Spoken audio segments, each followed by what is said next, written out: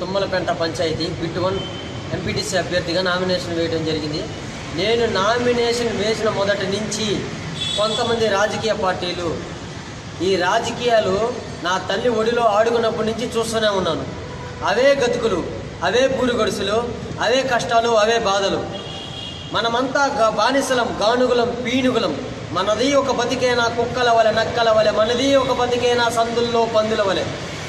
ఎముకలు కుళ్ళిన వయసు మళ్ళిన సోమరులారా చావండి, రక్తం మండే శక్తులు నిండే సైనికులారా రారండి అన్న శ్రీ పవన్ కళ్యాణ్ గారి మాటల ఉత్తేజంతో నేను ఎంపీటీసీగా నామినేషన్ వేస్తే బెదిరిస్తున్నారు, బాధిస్తున్నారు, డబ్బులు ఇస్తామంటున్నారు.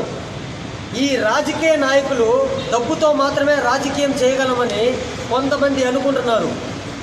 తస్మాత్ జాగ్రత్త, యువత రాజకీయాలు చేస్తుంది, జాగ్రత్త. ఈ రాజకీయాలు డబ్బులతో చేయలేరు. మేము పవన్ కళ్యాణ్ అభిమానులు.